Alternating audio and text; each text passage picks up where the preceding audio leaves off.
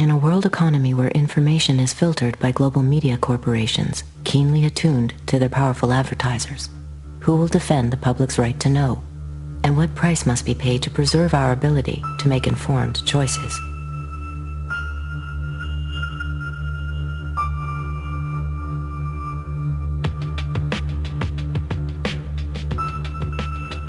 What Fox Television told us was that we were just the people to be the investigators. Do any stories you want, ask tough questions, and get answers. So we thought, this is great, this is a dream job. Fantastic. The very first thing they had us do was not to research stories, but to shoot this promo, which was The Investigators.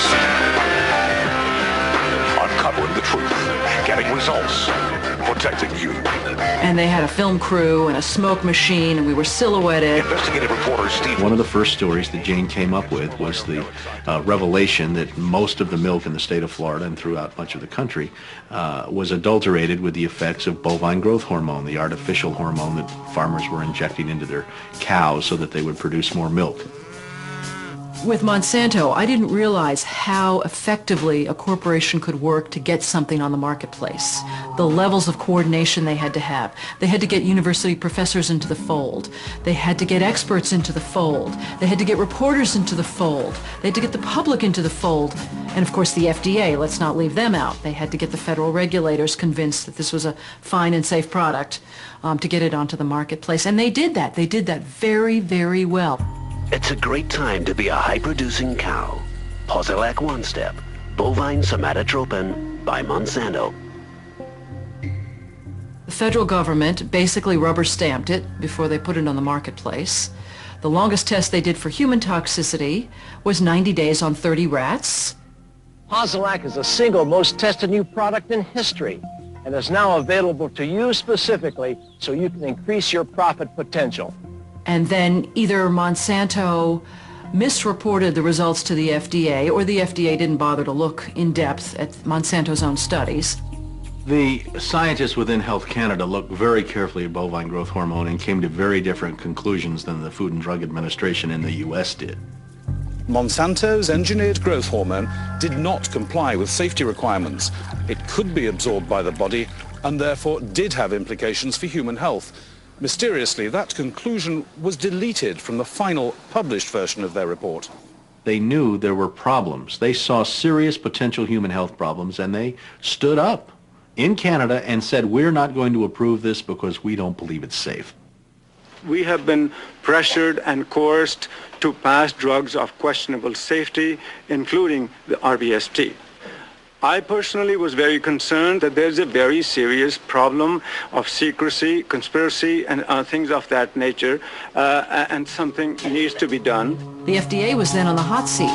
They had to come up with an answer. They didn't come up with a good one, and they never took the opportunity then. I mean, what would they do? Pull it off the market and say we need to now do the job that we didn't do the first time?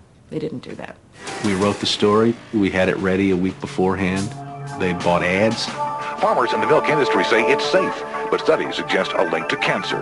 Don't miss this special report from the investigators. That Friday night before the Monday this series was to begin, the fax machine spit out a letter from this very high-priced lawyer in New York that Monsanto had hired. It contained a lot of things that were just off-the-wall false, just demonstrably false. But if you didn't know the story and you didn't know how we had gone about producing it, would have scared you as a broadcaster, as a manager. And they decided that they would pull the story and they would just check it one more time. But the bottom line was that there was no factual errors in that story. Both sides had been heard from. Both sides had had an opportunity to speak. 1 week later, Monsanto sent the second letter. And this was even more strongly worded. And it said there will be dire consequences for Fox News if the story airs in Florida. And this time they freaked. They were afraid of being sued, and they were also afraid of losing advertising dollars at all of the stations owned by Rupert Murdoch. And he owned more television stations than any other group in America. And that's 22 television stations. That's a lot of advertising dollars for Roundup, aspartame, NutraSweet, and other products. So we got into a battle, and the first deal was the new general manager. And his name's Dave, and Dave is a salesman, and, you know, he'd pump your hand. How you doing, how you doing? Called us upstairs to his office, and he said, what would you say if I killed this piece? What if it never ran? And we said, well, we wouldn't be very happy about that. And he said, well, I could kill it, And we said, yes, of course, you're the manager. You could kill it. It would never air. And he's hemming and he's hawing and he's back and he's forth. And we couldn't figure out, what is this all about? And finally he blurted out, look, would you tell anybody? I said, I'm not going to lie for you. About a week later, calls us back to the office and says, okay, we'd like you to make these changes. In fact, you will make these changes. We said, well, look, let us show you the research that we have that shows that this information you want us to broadcast isn't true. To which he replies, I don't care about that. I said, pardon me? And he said, that's what I have lawyers for. Just write it the way the lawyers want it written. I said, this is news. This is important. This is stuff people need to know. And I'll never forget, he didn't pause a beat, and he said, we just paid $3 billion for these television stations. We'll tell you what the news is. The news is what we say it is. I said, I'm not doing that. And he said, if you refuse to present this story the way we think it should be presented, you'll be fired for insubordination. I said, I will go to the Federal Communications Commission and I will report that I was fired from my job by you, the licensee of these public airwaves, because I refused to lie to people on the air. And it's thank you very much. You'll hear from us right away. Well, 24 hours came and went and we didn't hear a thing. And about a week later he calls us back, and now we've changed strategies. How about if we pay you some money and you just go away? And I said, how much money?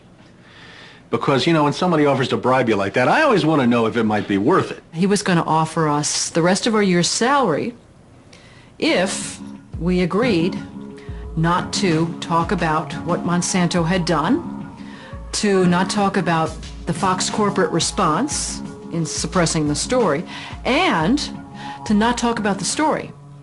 Not talk about BGH, again, anywhere. Not take the story to... And he said, are you going to sign? And we said, nah, Dave, we're not going to sign that. And he said, well, send it back, okay? I said, no, Dave, we're not going to send that back. It was, okay, we can't buy you out. We can't shut you up. Let's get the story on the air in a way that we can all agree it will go on the air. And we started rewriting and editing with their lawyers. Well, during this 8-month re-review process, I say, jokingly, they did things like, for example, they wanted to take out the word cancer. You don't have to identify what the potential problem is. Just say human health implications. Any criticism of Monsanto or its product, they either removed it or minimized it. And it was very, very clear, I would say, almost every edit they made to the piece, that was the aim. And we changed this and this and this, and then that wasn't good enough. Okay, now change this and this and this. Now change this and this.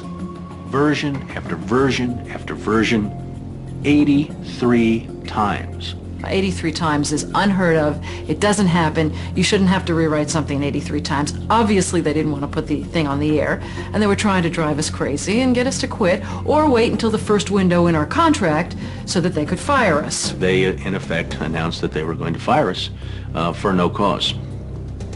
Well, this was a little much. And Steve wrote a letter to the lawyer in Atlanta, whose name is Carolyn Forrest, the Fox corporate lawyer. And I said, this isn't about being fired for no cause. You're firing us because we refused to put on the air something that we knew and demonstrated to be false and misleading. That's what this is about.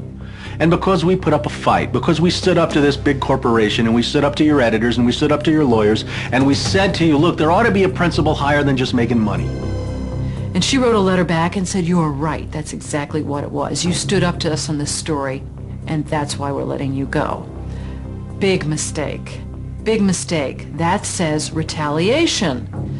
You can't retaliate against employees if they're standing up for something that they believe is illegal, that they don't want to participate in. So that gave us the whistleblower status that we needed in the state of Florida to file a whistleblower claim against our employer. What Fox neglected to report is this. Jane sued Fox under Florida's whistleblower statute, which protects those who try to prevent others from breaking the law. But her appeal court judges found that falsifying news isn't actually against the law. So they denied Jane her whistleblower status, overturned the case, and withdrew her $425,000 award. Canada and Europe have upheld the ban on RBGH, yet it remains hidden in much of the milk supply of the United States.